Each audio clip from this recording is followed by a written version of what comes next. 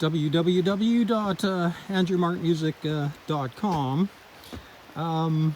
This is a rifflog on material metaphysics or atheist physics, or however you want to call it.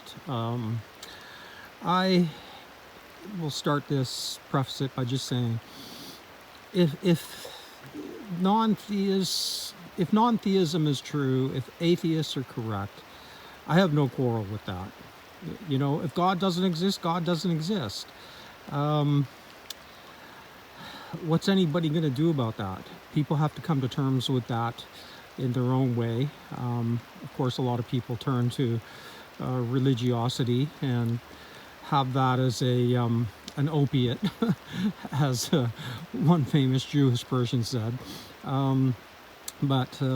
Okay, so that off the table. Atheists within their arguments are always arguing, most of the time, against Christianity or Christians about presuppositionalism. So, okay, the Christians are presupposing that the Bible's true, and they end up, in this circular, what's called circular reasoning. I know it's true because the Bible says it's true. And I agree with atheists on that. But what atheists aren't conceding as much is they have their own set of presuppositions and biases. In its worst form, it's called scientism, which is a religion that they created, with all the dogmatism that comes along with religion. So I'm against that. But they presuppose that history as it's been handed down to us through the academies is just honest, true, and accurate.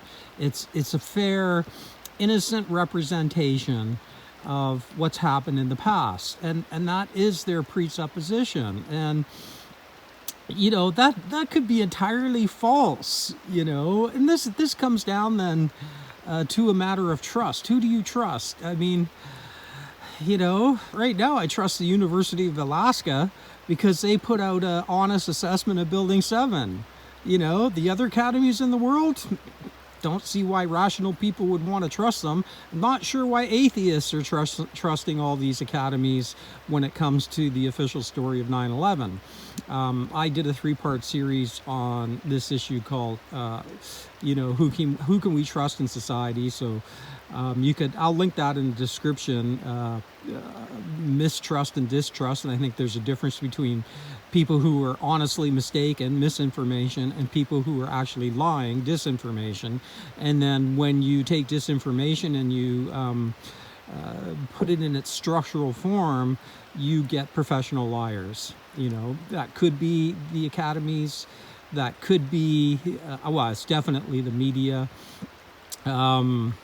Within the field of finance, there's, this moral theory from the money lenders. Well, we're causing a lot of happiness for a lot of people, and it certainly makes us happy. So moral case solved. And I just did a video on that, the problems with this kind of moral thinking. So yeah, I'm not thrilled, with the way atheists frame their suppositional arguments. There's room for doubt. Now, is there some kind of misrepresentation or disrepresentation of history? It certainly seems that way to me. I mean, if you take a look at just one example, the Exodus out of Egypt, and the declaration that the Jewish people were slaves, or the Hebrews were slaves in Egypt, this just doesn't bear out in reality. All the evidence points that they were the rulers as they are today. So that's just one example. Now, there's people like Santos Bonacci and Theoria Apophasis who are saying, well, it goes beyond just historical accuracy or misrepresentation or disrepresentation. They're actually disrepresenting physics, so saying that the ether doesn't exist, and maybe the ether does exist.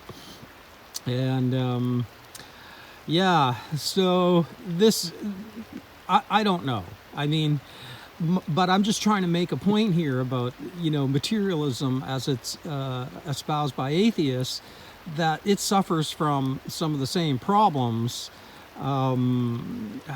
as who they accuse, usually Christian apologetics or Christian apologists. So,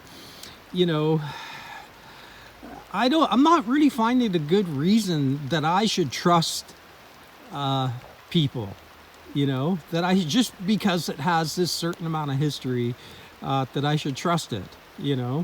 I'm also a critique of, the Enlightenment, what it was, who did it, and why, what the hidden motivations were, and it's not as benign as they want to make. Oh, the Enlightenment was just this great thing, and certainly Enlightenment economics, liberalism, has now turned to fascism, or a hybrid commie fascist. So, commie fascist is no longer a contradiction. It's becoming a way of life, and the question that's fair to ask is why? Why this, since September 11, why this destruction of freedom in Western societies that were non-theocratic, that were secular in nature? Why this imprisonment? Well, the simplest explanation is because they are lying about something significant, and to prevent any exploration into it, they've done two things: sent out amazing amount of agents from the alphabet agencies spewing every type of nonsense imaginable. This just to confuse and send people off in all kinds of different rabbit holes. So misdirection. I mean, this is not a good situation. And in a lot of my blogging, I do try to find a solution to this. The foremost solution is to have an honest economic model instead of one modeled on a Ponzi scheme. That's a good place to start. The second major thing I say, well, let's just have term limits so we can quarrel about what the term limits are. I've suggested 1 7-year term or two 4 terms, and then you're just out of politics forever. No pensions forever. This is just like a casino being loaded with owners that are loading the dice in their favor. This is not a good system, and I don't see why rational people just have to trust what the academies are saying or what atheists are saying, when a lot of it does contradict their own lived experience. But I don't want this video to be about that. Anyway, it's raining. I'll leave it at that. I think it's a valid critique, especially when framed with my initial, comment about, I personally don't have an issue with atheism, materialism per se, if it's true. But it's not my belief. It's not my experience. But, I'm just trying to be fair here. But I think there's some dodginess going on with, especially on the YouTube atheist community. Dodgy. Peace out. Andrew Mark Music.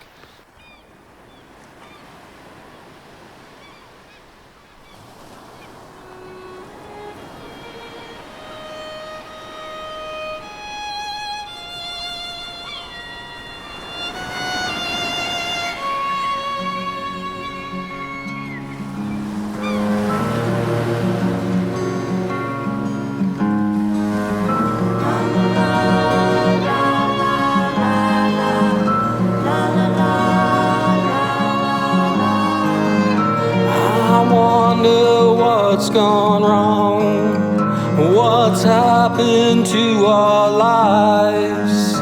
We live in darkness, pretending everything's alright. And how did it get to this? Is there something that we missed? A knock upon the door, but no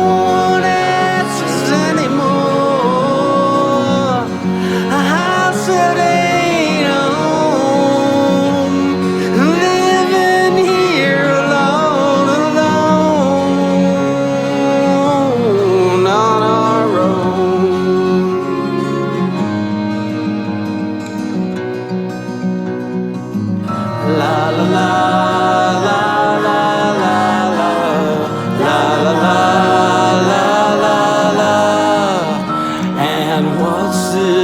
mystery.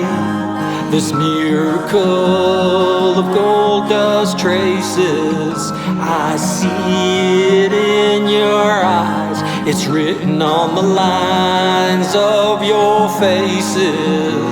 And how'd we get to